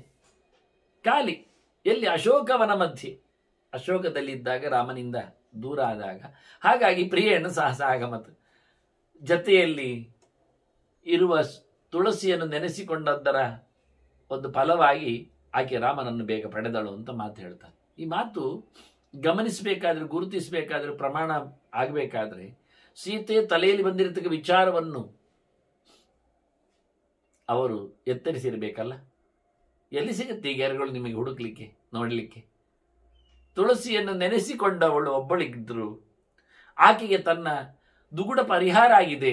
ಬೇಕಾದ್ರೆ ಒಂದು ಅಡಕೆಯವೇ ಆಗಿರಲಿ, ಅದೇನು ಸೀತೆಯನ್ನು ಸ್ವಚ್ಛವಾದ ರಾಮನದ್ದೇ ಮಾಡದಿಯಲ್ಲ, ಮಹಾಲಕ್ಷ್ಮಿಯೇ ಅಲ್ಲ, ಡೂಪ್ಲಿಕೇಟ್ ಸೀತೆ, ಅದು ನಮಗೆ ಗೊತ್ತು. ಆ ಡೂಪ್ಲಿಕೇಟ್ ಸೀತೆ ಆದರೂ ಇಂದ್ರಾಧಿಷ್ಠಿತವಾಗಿದ್ರು ನೆನಪಿಸಿಕೊಳ್ಳಿ ಎನ್ನುವುದು ಸತ್ಯ ತಾನೇ, ಹರಿವಲ್ಲಭೆಯನ್ನು. ಇದು ಬೇಕಾದ್ದು ನಮಗೆ ವಾಸ್ತವವಾಗಿ. ಹೀಗಾಗಿ ಎಲ್ಲಿ ಕೂತು ನೆನಪಿಸಿಕೊಳ್ಳಿ ಆಕೆಯನ್ನು. ತುಳಸಿ ಅಂತ ಹೇಳಿ ಯೋಚನೆ ಮಾಡಿಕೊಳ್ಳಿ ಅಂತಾರೆ. ಧ್ಯಾತ, ನಮಿತ, ತಲೆ ಬಗ್ಗಿಸಿ, ಕೀರ್ತಿತ ಹೇಳಿ, ತುಳಸಿ ತುಳಸಿ ಅಂತ ಹೇಳಿ, ತುಳಸಿಯೇ ನಮಃ ಅಂತ ತುಂಬ ತುಳಸಿಯ ಬಗ್ಗಿನ ಮಾತುಗಳು, ಶ್ಲೋಕಗಳು, ಚಿಂತನೆಗಳು ಇವೆ. ಅದಿನ್ನೊಮ್ಮೆ ಸೇರಿದಾಗ ನೋಡುವ ಅಂತ ಬಿಟ್ಟಿದ್ದೇನೆ ನಾನು. ಜೊತೆಯಲ್ಲಿ ಶ್ರುತ, ಅದು ಕೊನೆಗೆ ಇಟ್ಕೊಳ್ಳುತ್ತೇನೆ. ಕೇಳೋದು, ಅವಳ ಬಗ್ಗೆ ಕೇಳೋದು, ಅದು ಸತ್ಯ. ಕೇಳಬೇಕು ಅಂದರೆ ನಾವು ಇವತ್ತು 10 ದಿನ ಮಾತಾಡಿದ್ದೇವಲ್ಲ, ಇನ್ನೂ 10-25 ದಿವಸ ಮಾತಾಡುವಷ್ಟು ಬಾಕಿ ಉಳಿದಿದೆ ಅಂತ ಹೇಳಿ ಕೇಳಲಿಕ್ಕೆ ನಿಂತಿದ್ದೇನೆ. ಇರಲಿ, ಕೇಳುವ ಬಗ್ಗೆ ಕೊನೆಗೆ ಮಾತಾಡಿ ಕೇಳಿಸುವ. ರೋಪಿತ, ಬೆಳೆಸೋದು, ನೆಡೋದು, ಮುಖ್ಯವಾದ ವಿಷಯ ನೆಡೋದು. ವರ್ಷಕ್ಕೊಂದು 10 ಆದ್ರೂ ನಡೀರಿ, ತಿಂಗಳಿಗೊಂದರಂತೆ ಅಂತ ಹೇಳಿಕೊಂಡು. ಪ್ರತಿ ತಿಂಗಳಲ್ಲಾದರೂ ಮಳೆಗಾಲ ಮುಗಿದಾಗ ನೆಟ್ಟರೆ ಒಳ್ಳೆ ಹುರುಸಾಗಿ ಬೆಳೆಯುತ್ತೆ. ನೋಡಿ, ನೆಡುವುದು ನಮ್ದು ಇವತ್ತೆಲ್ಲ 100 ಮರ ಆರೋಪಣ ಕಾರ್ಯಕ್ರಮ ಅಂತೆಲ್ಲ ಇರ್ತದೆ. ಸಾಲು ಮರ ನೆಡುವುದು ಎಲ್ಲ ಇರ್ತದೆ, ಸಾಲದು ಅಂತದೆ. ಅದು ಎಷ್ಟಾಯ್ತು?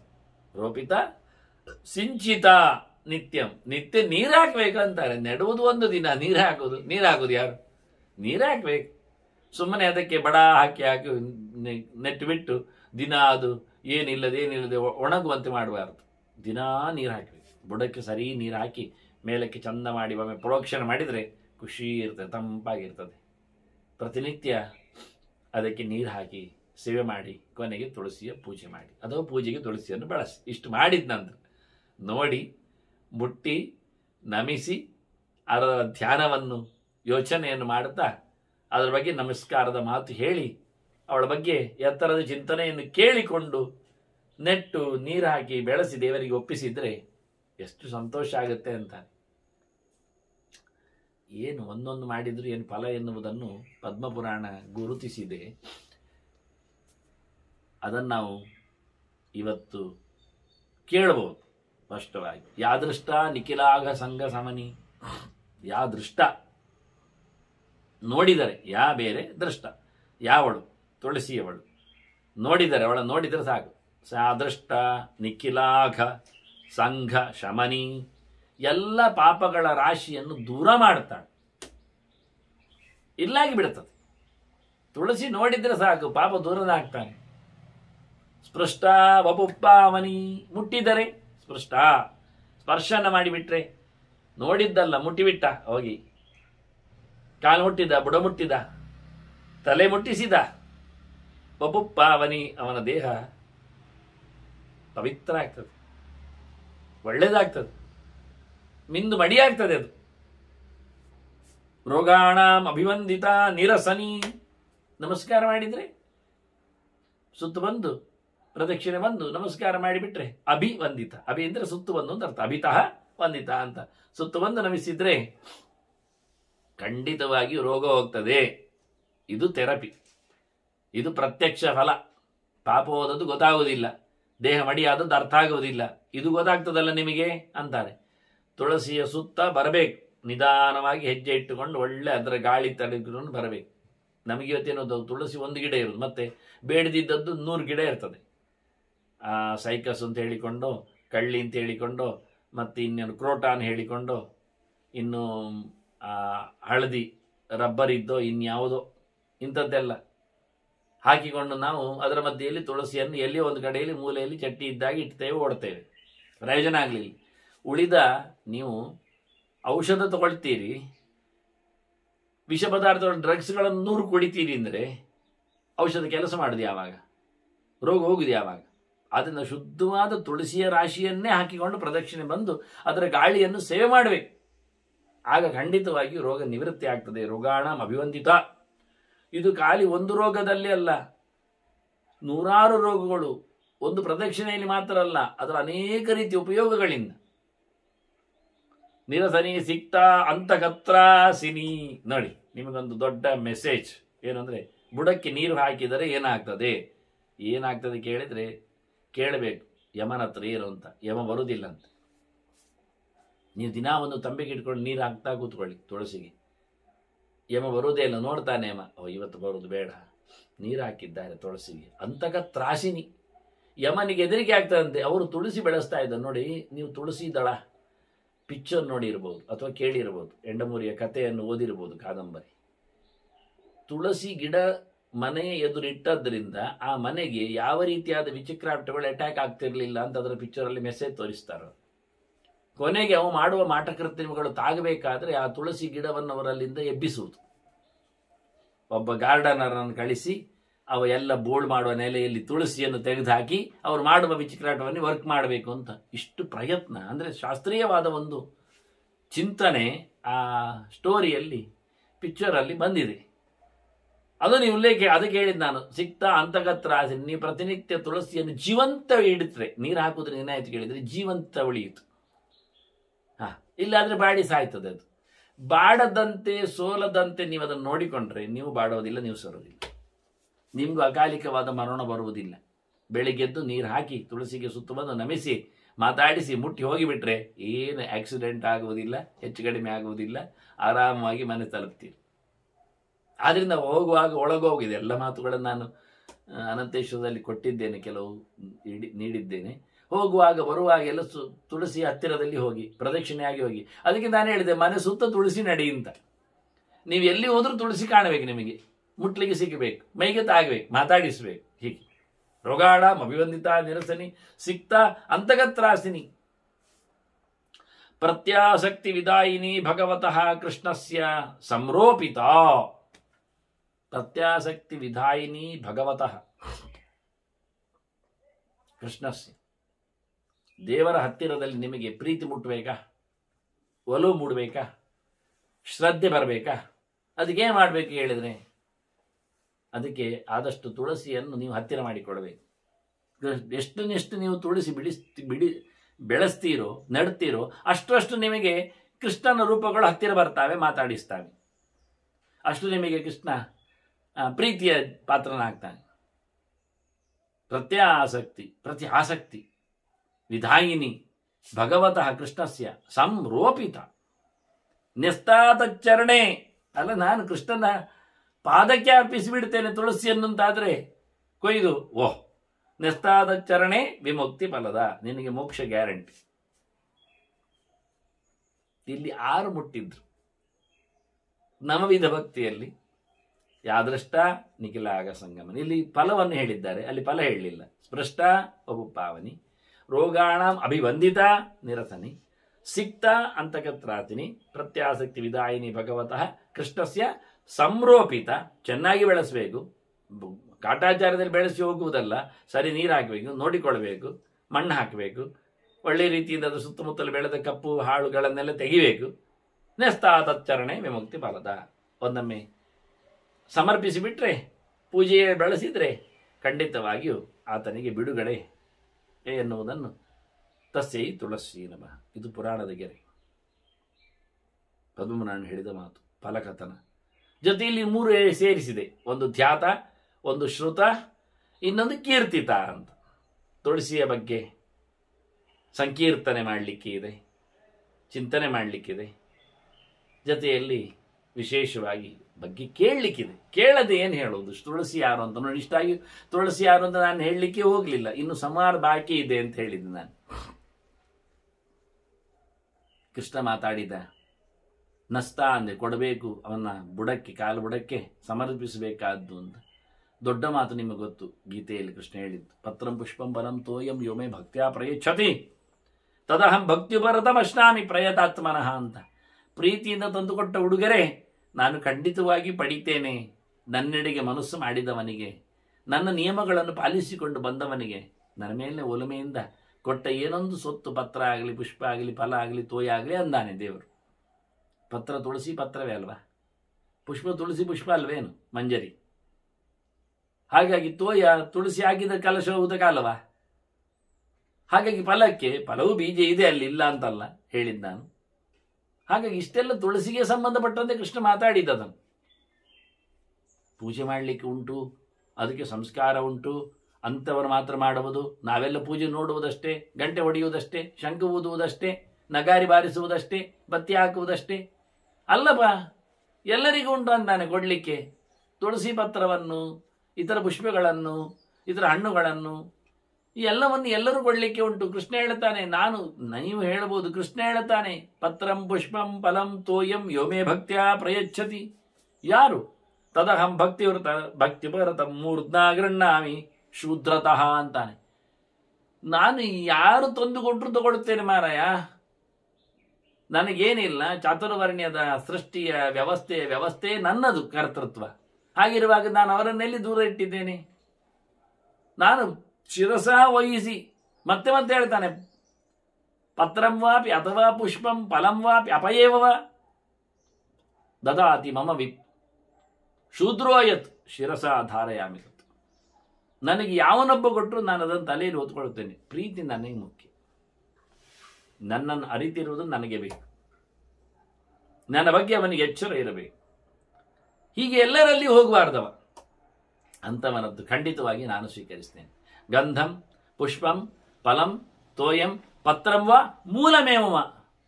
ಈಗ 2 ಸೇರಿಸಿಬಿಟ್ಟ. ತುಳಸಿ ಕಾಷ್ಟದ ಗಂಧಕ್ಕೂ ನಾನು ಬೆಲೆ ಕೊಡ್ತೇನೆ, ಅದರ ಮೂಲಕ್ಕೂ ಬೇರು ಆಗತ್ತೆ ಹಾಕಲಿಕ್ಕೆ ಅಂತಾನೆ. ಅವನು ಕಲಶಕ್ಕೆ ಹಾಕಲಿಕ್ಕೆ ಬರುತ್ತೆ, ಮೂಲ ಇತರ ಬೇರುಗಳು ಹಾಕಿದ ಹಾಗೆ ಎಲ್ಲವೂ ನನಗೆ ಬೇಕು.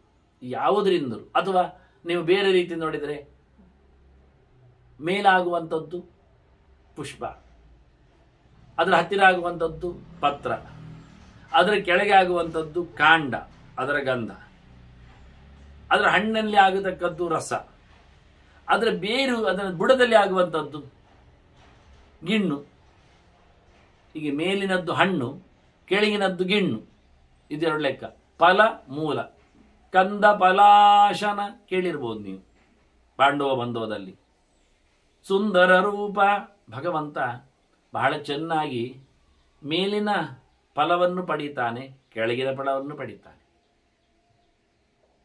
ನೀವಾಗಿ ಮಾಡಿಕೊಂಡದ್ದರ ಧರ್ಮಕರ್ಮದ ಫಲವನ್ನು ಭಗವಂತ ಪಡೆದು ನಿಮಗೆ ಸಮರ್ಪಿಸ್ತಾನೆ, ಕೊಡುತ್ತಾನೆ. ಜನರು ಉಪಕಾರ ಮಾಡಿದ್ದನ್ನು, ಹೊರಗಿನಿಂದ ನಡೆಸಿಕೊಟ್ಟದ್ದನ್ನು ಇತರ ಪಿತೃದೇವೋಭವ, ಪಾತೃದೇವೋಭವ, ಅತಿಥಿ ದೇವೋಭವ ಹೇಳಿಕೊಂಡು ಜನರಲ್ಲಿ ಭಗವಂತನ ಸರ್ವಭೂತಾನಿ ಸೂರ್ಯೋಗ್ನಿ ಹೇಳಿದಾಗ ಹೊರಗಿನ ಪ್ರತಿಗಳಲ್ಲಿ ಕಂಡ ಸಂಭ್ರಮವನ್ನು ಸಹ ದೇವರಿಗೆ ಸಮರ್ಪಿಸಿಕೊಟ್ಟಾಗ ಅದನ್ನು ದೇವರು ಒಪ್ಪಿಸಿಕೊಂಡು ನೀಡುತ್ತಾರೆ. ಹೀಗಾಗಿ ಹೊರಗಿನಿಂದ ಆಗಿರುವಂಥದ್ದು ಹಣ್ಣು, ಒಳಗಿನಿಂದ ಕೂತಿರುವಂಥದ್ದು ಮೂಲ ಗಿಣ್ಣು. ಇದೆರಡನ್ನು ಸಹ ದೇವರು ಪಡೀತಾನೆ ಹೇಳಲಿಕ್ಕೆ ಇಲ್ಲಿ 6. ಪತ್ರಂ ಪುಷ್ಪಂ ಫಲಂ ತೋಯಂ, 4 ಅಲ್ಲ. ಗಂಧಂ ಪುಷ್ಪಂ ಫಲಂ ತೋಯಂ ಪತ್ರಂ ವಾ ಮೂಲಮೇವ ದ್ವಾದಶ್ಯ ಮಮ ಯೋ ದದ್ಯ ತತ್ಸಮೋ ನಾಸ್ತಿ ಮತ್ ಪ್ರಿಯ ಅಂತಾನೆ. ಒಳ್ಳೆ ದಿವಸ ದ್ವಾದಶಿಯಂದು 6 ಬಗೆಯನ್ನು ಕೊಟ್ಟರೆ ಬೇಕಾದಷ್ಟು ಆತ ಪುಣ್ಯವನ್ನು ಪಡಿತಾನೆ, ನನಗೆ ತುಂಬ ಇಷ್ಟ ಆಗ್ತಾನೆ ಅಂತ.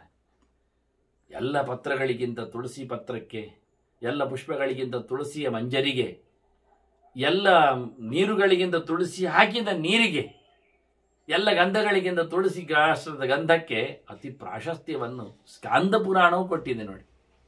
ಬಿಲ್ವಪತ್ರಾತ್, ಶಮೀಪತ್ರಾತ್, ಜಾಜಿ ಪುಷ್ಪಾತ್, ಸರೋರುಹಾತ್ ವಲ್ಲಭಂ ತುಳಸಿ ಪತ್ರಂ ಕೌಸ್ತುಭಾದಧಿಕಂ ಮಮ.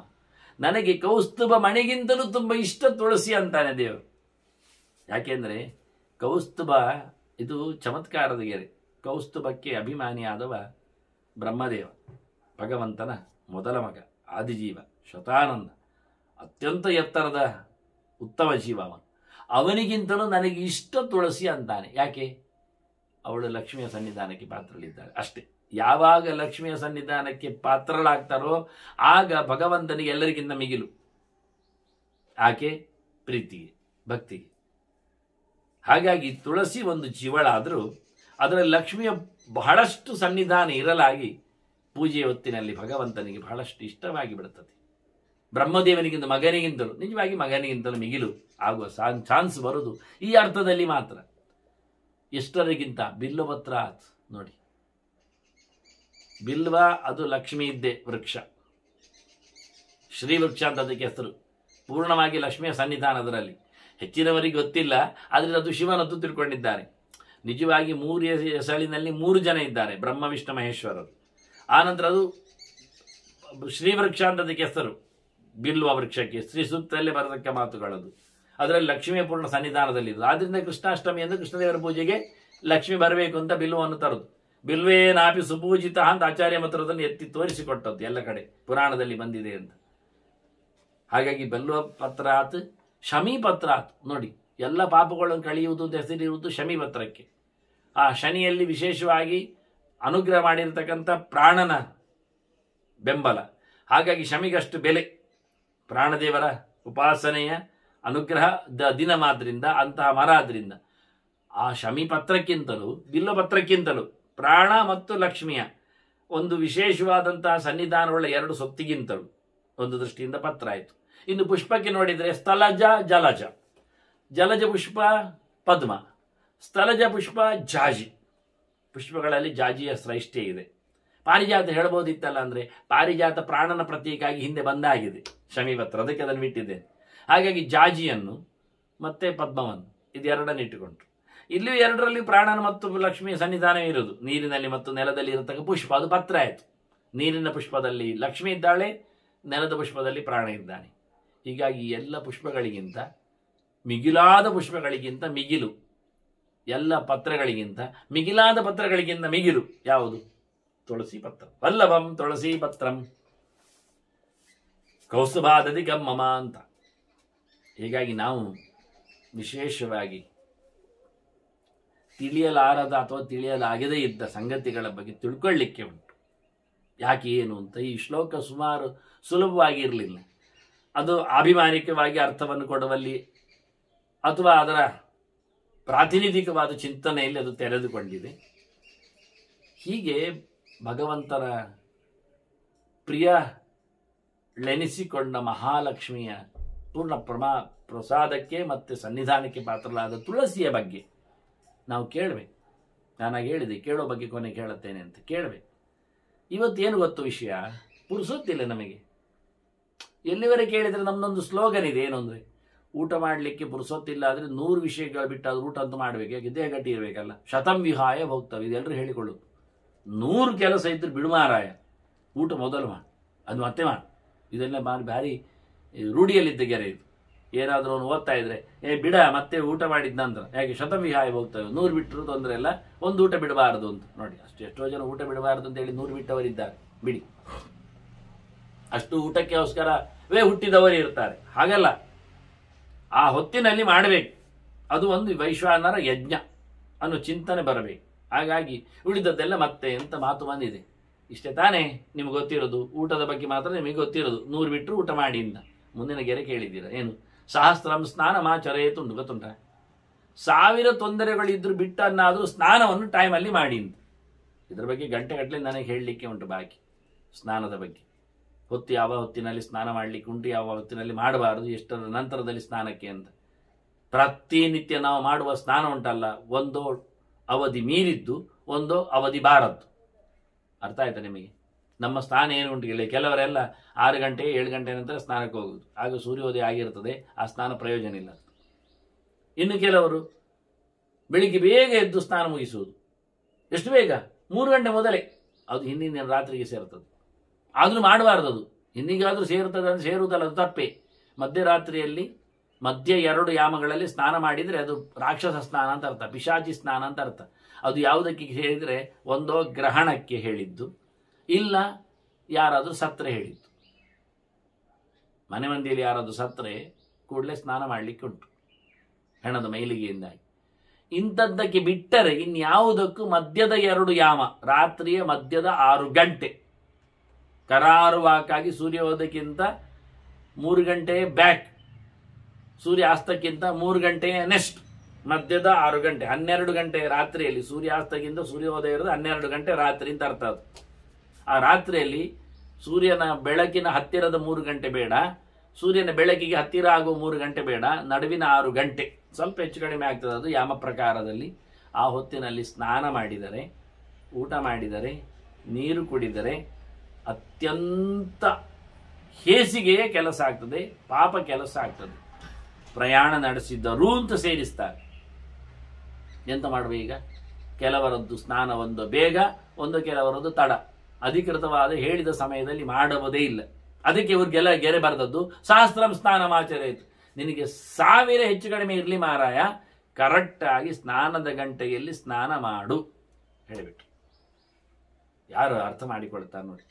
ಬೇಗ ಮಾಡಿ ಎಲ್ಲವನ್ನು, ಅಡುಗೆಗೆ ನೀರು ತರುವುದ, ಜಪಕ್ಕೆ ವಸ್ತುಗಳನ್ನು ತರುವುದ ಮಾಡಿಟ್ಟು ಪೂರಾ ಹಾಳು ಮಾಡಿ ಎಲ್ಲ ಸೊತ್ತುಗಳು ಮೈಲಿಗೆ ಅವ ಮುಟ್ಟಿತ್ತು.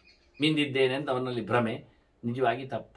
ಹಿಂದಿನ ದಿವಸದ ಮಿಂದದ್ದು, ಇವತ್ತಿನದು ಮೀಲೇ ಇಲ್ಲವ. ಇಡೀ ದಿನದ ಕೆಲಸ ಪೂರ ಹಾಳು. ಯಾಕೆಂದರೆ ಸ್ನಾನ ಮೂಲ ಕ್ರಿಯಾ ಸರ್ವಾಹ ಅಂತ ಮೀಯದೆ ಒಂದು ಕೆಲಸಕ್ಕೆ ಅರ್ಹತೆ ಇಲ್ಲ ಅಂತ ಹೇಳಿಬಿಟ್ಟಿದ್ದಾರೆ. ಇದನ್ನೆಲ್ಲ ನಾನು ಸಂಧ್ಯಾ ಸಮೀಕ್ಷೆಯಲ್ಲಿ ಬೇಕಾದಷ್ಟು ಕೊಟ್ಟಿದ್ದೇನೆ, ವಿವರಿಸುವುದಿಲ್ಲ. ಪ್ರಮಾಣ ಆಗಿ ಒಂದು ಗೆರೆ ಕೊಡ್ತೇನೆ ಅಷ್ಟೇ. ನೀವು ಅರ್ಥ ಮಾಡಿಕೊಳ್ಳೋದಾದ್ರೆ, ಓದಿಕೊಳ್ಳೋದಾದ್ರೆ 100 ಸತಿ ಓದಿ. ನನಗೆ ಸಹಸ್ರಂ ಸ್ನಾನಮಾಚರೇತ್ ನೋಡಿ. ನಿಮಗೆ ಊಟದ ಮಾತ್ರ ಗೆರೆ ಗೊತ್ತಿತ್ತಲ್ಲ, ಶತಂ ವಿಹಾಯ ಭೋಕ್ತವ್ಯಂ. ಮುಂದುವರಿಕೆ ಸಹಸ್ರಂ ಸ್ನಾನಮಾಚರೇತ್. ಇನ್ನು ಮುಂದುವರಿಕೆ ಲಕ್ಷಂ ವಿಹಾಯ ಶ್ರೋತವ್ಯಂ. ನಿಮ್ಮದು 1,00,000 ಕೆಲಸ ಇರಲಿ, ಅಡ್ಡಿಗಳಿರಲಿ, ಆದರೆ ಕೇಳುವುದನ್ನು ಮಾತ್ರ ಬಿಡಬೇಡಿ. ಇದು ನನ್ನ ಅಡ್ವರ್ಟೈಸ್ಮೆಂಟ್ ಅಂತ ತಿಳ್ಕೊಳ್ಬೇಡಿ. ಕೇಳಿದರೆ ಮನುಷ್ಯ ಉದ್ಧಾರನಾಗ್ತಾನೆ. ಶ್ರುತ್ವ ಧರ್ಮಂ ವಿಚಾರ, ಏನು ಮಾಡಬೇಕು ಗೊತ್ತಾಗ್ತದೆ. ಶ್ರುತ್ವ ತ್ಯಜತಿ ದುರ್ಮತಿಂ, ಏನು ಬಿಡಬೇಕು ಅಂತ ಗೊತ್ತಾಗ್ತದೆ. ಶ್ರುತ್ವ ಜ್ಞಾನಂ ಅಮಾಪ್ನೋತಿ, ಏನು ಅರಿವು ಎನ್ನುವುದು ಅರ್ಥ ಆಗ್ತದೆ. ಶ್ರುತ್ವ ಮೋಕ್ಷಂತೆ ಗಚ್ಚತಿ, ಇದರಿಂದ ಬಿಡುಗಡೆಯನ್ನು ಪಡಿತಾರೆ. ಮಾಡೋದೇನು ಅಂತ ಗೊತ್ತಾಗ್ತದೆ, ಕೆಟ್ಟದ್ದು ಯಾವುದು ಅಂತ ಅರ್ಥ ಆಗ್ತದೆ, ಅದರ ಅರಿವು ಮೂಡಿ ಭಗವಂತನೆಡೆಗೆ ಸಾಗಲಿಕ್ಕೆ ಇಷ್ಟ ಆಗ್ತದೆ. ಅದರಿಂದ ಕೇಳಿರಿ, ಆದಷ್ಟು ಕೇಳಿಕೊಳ್ಳಿ. ಇವತ್ತು ಕೇಳಲಿಕ್ಕೆ ಹೋಗಿ ಬೇಕಾದಷ್ಟು ಬೇಡದಿದ್ದದ್ದೇ ತುಂಬಿದೆ, ಬಹಳ ಕಷ್ಟ ಇದೆ. ಅದನ್ನು ಅರ್ಥ ಮಾಡಿಕೊಂಡು, ಚಿಂತನೆ ಮಾಡಿಕೊಂಡು, ಮತ್ತೆ ಮತ್ತೆ ಪ್ರಶ್ನಿಸಿಕೊಂಡು, ಪ್ರಮಾಣವನ್ನು ಅರಸಿಕೊಂಡು ಕೇಳಿ. 1,00,000 ಗಟ್ಟಲೆ ನಿಮಗೆ ಇರಬಹುದು, ಆದರೆ ಅದನ್ನೆಲ್ಲ ಬದಿಗೆ ಹಾಕಿ ದಿನನಿತ್ಯ ಒಂದಿಷ್ಟು ಕೇಳುವುದನ್ನು ಗಟ್ಟಿ ಮಾಡಿಕೊಳ್ಳಿ. ಎಷ್ಟು ಸಾವಿರ ಸಾವಿರ ಪ್ರವಚನಗಳು, ವಿಷಯಗಳು ನನ್ನಿಂದ ಎಲ್ಲಿ ಹೇಳುವ ಆಕಾಶದೆಡೆಗೆ ಶಬ್ದದ ಮಾಧ್ಯಮದಲ್ಲಿ ಬಂದುಬಿಟ್ಟಿದೆ. ಅದರ ಬಗ್ಗೆ ಸಂಸ್ಕೃತಗಳಲ್ಲಿದ್ದ ಹೊತ್ತಗೆಗಳ ಒಂದು ಅರ್ಥ ಛಾಯೆಯನ್ನಾದರೂ ಅಲ್ಲಿ ಹುಡುಕ್ಲಿಕ್ಕಾಗುತ್ತೆ. ನೋಡಿ, ಲಕ್ಷಂ ವಿಹಾಯ ಶ್ರೋತವ್ಯ. ಇನ್ನೂ ಒಂದು ಅರ್ಥ ಹೇಳಿಯ, ಲಕ್ಷಗಟ್ಟಲೆ ದುಡ್ಡು ಖರ್ಚು ಮಾಡಿ ಆದರೂ ಮಾರಾಯ ಎಂಥದ್ದು ಎಂಥದ್ದು. ಈ ಶ್ಲೋಕಗಳು ಇನ್ನೊಂದು ಅರ್ಥ ಕೇಳು. ಪುಕ್ಸಾಟೆ ಕೇಳಿಕೊಂಡು ಪುಕ್ಸಾಟೆ ಹೇಳಬೇಕು ಅಂತ ಹುಡುಕಿಕೊಂಡು ಹೋಗಬೇಡ, ಖರ್ಚು ಮಾಡಿ ಕೇಳು. ಶತಂ ವಿಹಾಯ ಭೋಕ್ತವ್ಯಂ. 100 ರೂಪಾಯಿ ಖರ್ಚಾದ್ರೂ ತೊಂದರೆ ಇಲ್ಲ, ಒಳ್ಳೆ ಪದಾರ್ಥ ತಿನ್ನು. ಸಹಸ್ರಂ ಸ್ನಾನ ಮಾಡ್ತೇವೆ, 1000 ರೂಪಾಯಿ ಖರ್ಚಾದ್ರೂ ತೊಂದರೆ ಇಲ್ಲ, ಶುದ್ಧ ಸ್ನಾನ ಮಾಡು. ಯಾವುದೋ ಟ್ಯಾಪಲ್ಲಿ ಬಂದದ್ದು ಯಾವುದೆಲ್ಲ ಸ್ವಲ್ಪ ದೂರ ಹೋಗಿ ಆದ್ರೂ ಮಾಡು. ಒಂದು ಬಾವಿಯನ್ನು ತೋಡಿಸಿ ಆದ್ರೂ 1,00,000 ರೂಪಾಯಿ ಬೇಕು ಮಾರಾಯ ಬಾವಿ ಹಾಕ್ಲಿಕ್ಕೆ, ಹಾಕು ಮಾರಾಯ ಅಂತಾರೆ. ದಿನದ ಸ್ನಾನ ನಂದು ಸುಪೀರಿಯರ್ ಸ್ನಾನ, 1000 ಬೆಲೆ ಬಾಳುವ ಸ್ನಾನ ನನ್ನದು, ಸ್ಟ್ಯಾಂಡರ್ಡ್. ಯಾವುದೋ ಪರ್ಪೋಷಿ ಕಾರ್ಪೊರೇಷನ್ ಇದ್ದು ಅಲ್ಲ, ಟ್ಯಾಂಕ್ ಇದ್ದು ಅಲ್ಲ, ರೀಸೈಕಲ್ಡು ಅಲ್ಲ. ನೋಡಿ, ಒಂದು ಸ್ನಾನಕ್ಕೊಂದು ಒಳ್ಳೆ ನೀರು ಪಡೆಯುವಷ್ಟು ನಿನ್ನಲ್ಲಿ ದುಡ್ಡಿಲ್ವ ಕೇಳುತ್ತಾರೆ. ತಿನ್ಲಿಕ್ಕೆ ಹೋಯ್ತು, ಸ್ನಾನಕ್ಕೆ ಇನ್ನೂ ಸ್ಟ್ಯಾಂಡರ್ಡ್. ಕೇಳಲಿಕ್ಕೆ ಮತ್ತು ನೋಡಿ, ತಿನ್ನುವುದು ಒಳಗೆ ಹೋಗ್ತದೆ, ಹೊರಗೆ ಹೋಗ್ತದೆ ರೀ ಅಲ್ವಾ? ಹೌದು. ಅದರಿಂದಲೇ ಶತಂ ವಿಹಾಯ ಹೋಗ್ತವೆ. 100 ಖರ್ಚು ಮಾಡು, ಹೋಗಲಿ, ಅದು ಯಾಕೆ ಹೋಗ್ತದೆ, ಹೋಗುವಂಥದ್ದು. ಆದರೆ ಸ್ನಾನ ಹೋಗುವಂಥದ್ದಲ್ಲ, ಹೊರಗಿನಿಂದ ಮೈಯನ್ನು ಬೆಚ್ಚನೆ ಮಾಡ್ತದೆ, ಕ್ಲೀನ್ ಇರ್ತದೆ, ಪ್ರಾಣಿಗಳನ್ನು ದೂಡ್ತದೆ, ರೋಗವನ್ನು ನಿರ್ಮೂಲನೆ ಮಾಡ್ತದೆ, ಆರೋಗ್ಯ ಸಿದ್ಧಿಸ್ತದೆ. ಆದ್ದರಿಂದ ಸ್ನಾನ ಸ್ವಲ್ಪ ಸ್ಟ್ಯಾಂಡರ್ಡ್ ಆಯ್ತು. 1000 ರೂಪಾಯಿ ಖರ್ಚು ಮಾಡಿ ಸ್ನಾನದ ವ್ಯವಸ್ಥೆ ಮಾಡಿಕೊಂಡಿದ್ದಾನೆ ಅಂತ ಆಯ್ತು. ಅದು ಬೇಕೆ ದೇಹಕ್ಕೆ, ಊಟಕ್ಕಿಂತ ಮಿಗಿಲು ಸ್ನಾನ. ಯಾಕೆಂದ್ರೆ ಸಕಲ ರೋಮಕೂಪಗಳಿಂದ ನೀರು ಒಳಗೆ ಸಂಚಯಗೊಳ್ಳುತ್ತದೆ, ದೇಹದ ಚರ್ಮವನ್ನು ಕಾಪಾಡಿಕೊಳ್ಳುತ್ತದೆ. 10 ಸ್ನಾನಕ್ಕೆ 10 ಗುಣ ಉಂಟೆಲ್ಲ ಬರೆದಿದ್ದೇನೆ, ಬಿಡಿ, ಅದೆಲ್ಲ ನೋಡಿಕೊಳ್ಳಿ. ಲಕ್ಷಂ ವಿಹಾಯ ಶ್ರೋತವ್ಯ. ನೋಡಿ, ಕಿವಿಯಲ್ಲಿ ಹಾಕುವುದುಂಟಲ್ಲ, ಅದು ಈ ಸ್ನಾನಕ್ಕಿಂತ ಮಿಗಿಲು. ಯಾಕೆ ಲಕ್ಷಗಟ್ಟಲೆ ರೂಪಾಯಿ ಖರ್ಚು ಮಾಡಬೇಕು ಅದಕ್ಕೆ? ಯಾಕೆಂದ್ರೆ ಕಿವಿ ಒಳಗೋದ್ರೆ ಇನ್ನೊಂದು ಜನ್ಮದ ಒಳಗೆ ಹೋಗ್ತದೆ. ಈಗ ಕಿವಿಯಲ್ಲಿ ಹೋದದ್ದು ಒಳಗೆ ಮಾತ್ರ ಹೋಗೋದಲ್ಲ, ಒಳಗೆ ಹೋಗಿ ಜೀವನನ್ನು ಗಟ್ಟಿ ಮಾಡಿಸಿ ಜನ್ಮಾಂತರಕ್ಕೆ ಹೊತ್ಕೊಂಡು ಹೋಗ್ಲಿಕ್ಕೆ ಬರ್ತದೆ. ಆದ್ರಿಂದ ಖರ್ಚು ಮಾಡೋದು ಕಮ್ಮಿ ಅಲ್ಲ. 1,00,000 ರೂಪಾಯಿ ಖರ್ಚು ಮಾಡಿದ್ದು ತೊಂದರೆ ಇಲ್ಲ ಮಾರೆ, ಒಳ್ಳೆಯದನ್ನು ಕೇಳು, ಒಳ್ಳೆಯವರ ಹತ್ರ ಕೇಳು. ಇನ್ನು ಕೋಟಿ ಖರ್ಚು ಮಾಡೋದು ಏನು ಕೇಳಿದ್ರೆ ಉತ್ತರಾರ್ಧ ಕೊನೆದು ಹೇಳಿಬಿಡ್ತೇನೆ. ಕೋಟಿಂ ಹಿತ್ವಾ ಹರಿಂ ಸ್ಮರೇತ್ ಅಂತ. ನಿಮ್ದು ಎಷ್ಟು ತೊಂದರೆಗಳಿದ್ರು, ಕೆಲಸಗಳಿದ್ರು, ಫೈಲ್ಗಳಿದ್ರು, ಅದನ್ನೆಲ್ಲ ಬದಿಯಾಗಿ ಕೋಟಿಗಟ್ಟಲೆ ವಿಷಯಗಳನ್ನು ಮರೆತು ಬಿಡಿ, ದೇವರನ್ನು ಮಾತ್ರ ತನ್ನಿ ಅಂತ. ಇದು ಮೊದಲ ಅರ್ಥ, ಕೋಟಿಂ ಹಿತ್ವಾ ಹರಿಂ ಸ್ಮರೇತ್. ಮತ್ತೆ ಕೋಟಿ ಅಂದ್ರೆ ರೂಪಾಯಿ, ಕೋಟಿ ರೂಪಾಯಿ ಖರ್ಚು ಮಾಡಿ ಆದರೂ ಹರಿಸ್ಮರಣೆಯ ಭಾಗ್ಯವನ್ನು ಚೆನ್ನಾಗಿ ಸಂಪಾದನೆ ಮಾಡಿಕೊಳ್ಳಿ. ದುಡ್ಡು ಕೊಟ್ಟರು ದೇವರ ನೆನಪಾಗುವುದಿಲ್ಲ ರೀ, ದೇವರು ಬರೋದಿಲ್ಲ. ಅದರಿಂದ ಭಗವಂತನ ಎಚ್ಚರ ಬಿದ್ದಾಗ, ಎದ್ದಾಗ, ಹೋದಾಗ ಎಲ್ಲ ಆಗುವಂತೆ ಮಾಡಲಿಕ್ಕೆ ನೀವೆಷ್ಟು ದುಡ್ಡು ಧರ್ಮಕ್ಕೋಸ್ಕರ ಕೋಟಿಯನ್ನು ಖರ್ಚು ಮಾಡೋದು ಎಲ್ಲಿ ಕೇಳಿದರೆ ಧರ್ಮಕ್ಕೆ, ದೇವರ ಕೆಲಸಕ್ಕೆ, ದೇವರ ವಿನಿಯೋಗಕ್ಕೆ, ದೇವರ ಸೇವೆಗಳಿಗೆ, ದೇವರ ವಸ್ತುಗಳಿಗೆ, ದೇವರ ನಂಬಿದವರಿಗೆ ಖರ್ಚು ಮಾಡಿ, ದಾನ ಧರ್ಮ ಮಾಡಿ, ಕೆಲಸ ಮಾಡಿ, ಯಜ್ಞಯಾಗ ಮಾಡಿ, ಅನ್ನ ಸಂದರ್ಭ ಎಲ್ಲ ನಡೀಲಿ ಚೆನ್ನಾಗಿ. ಎಲ್ಲದಕ್ಕೂ ದುಡ್ಡನ್ನು ಹುಡಿ ಮಾಡಿ ದೇವರ ಸೇವೆ ಮಾಡಿ ಅಂತ. ಹೇಗೆ ಬಹಳ ಚಂದವಾದ ಅನೇಕ ಅರ್ಥಗಳಿವೆ. ಅದಕ್ಕೆ ಹೇಳಿದರೆ ಒಂದೊಂದು ಶ್ಲೋಕಗಳು ತುಂಬ ಬಗೆಯಿಂದ ಮಾತಾಡಿಸ್ತಾವೆ. ಹಾಗಾಗಿ ಶ್ರವಣದ ಎಡೆಗೆ ನಮ್ಮ ಮನಸ್ಸು, ನಮ್ಮ ಪ್ರಯತ್ನ ಅದು ನಿರಂತರ ಸಾಗಲಿ ಅಂತ ಹೇಳ್ತಾ ಈ ಬಾರಿಯ 10 ಮುಖದಿಂದ, ಪ್ರತಿನಿತ್ಯ 10 ಮುಖದಿಂದ ನೀವು ನೋಟ್ ಮಾಡಿರ್ಬೋದು, ನೋಡಿಕೊಳ್ಳಿ. ಪ್ರತಿನಿತ್ಯ 10 ಮುಖದಿಂದ ನಾನು ಮಾತನ್ನು ತುಳಸಿಯ ಬಗ್ಗೆ ಕೊಟ್ಟಿದ್ದೇನೆ, ವೆರೈಟಿ.